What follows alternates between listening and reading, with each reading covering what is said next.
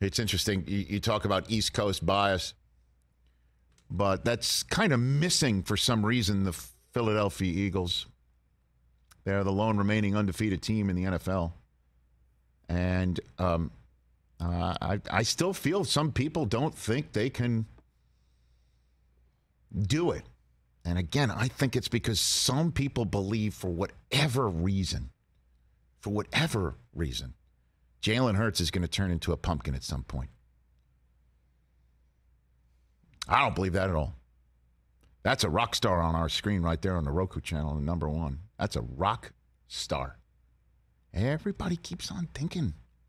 I think it has more to do with their schedule. I think it also has to do with the way this guy was born into football and the national consciousness, passed over for Tua. Then he had to go to Oklahoma. Then he was the second-round pick. That a lot of people are wondering, why are you taking him? And then he finally, Carson Wentz couldn't have looked worse, and they kept on watching him get sacked, throwing picks, fumbling because he's holding onto the ball, and still wouldn't hand things off to Jalen Hurts. And they're finally like, all right, well, do it. And then they still pulled him in the last game of Doug Peterson's stint there. Last year, they scratched their way to the playoffs before they got bounced by Brady and the Bucs. I don't know. You could also say it's their schedule, Chris. I get it. They did spank the Vikings on Monday Night Football. They did.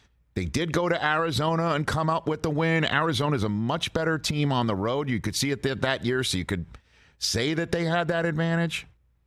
They beat Dallas when Dak wasn't there.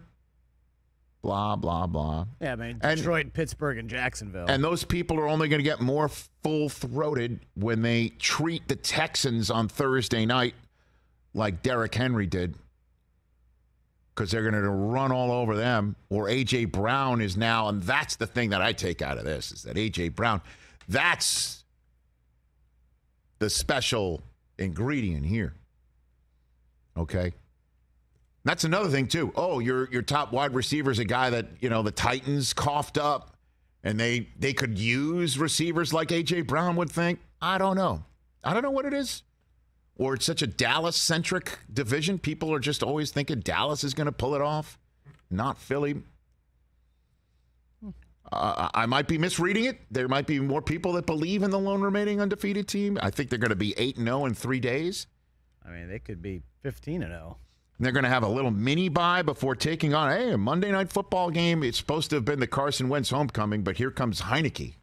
The Heineke magic that we saw uncorked in the last seconds in Indianapolis.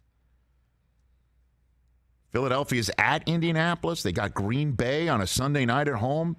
Man, Philadelphia and Tennessee in Week 13, that's going to be delicious. That seems to be just your regular Sunday afternoon affair.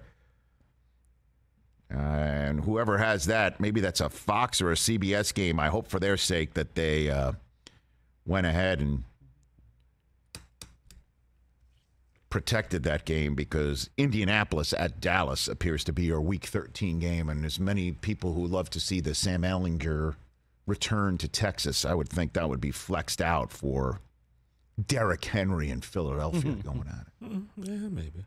If Philadelphia is undefeated, possibly. Oh, that smells a flex, unless, and I don't think CBS or Fox back in Week 3 or 4 would have protected that one. But at any rate, just throwing that all out there. Catch the Rich Eisen Show every single day on the Roku channel, 12 to 3 Eastern, for free.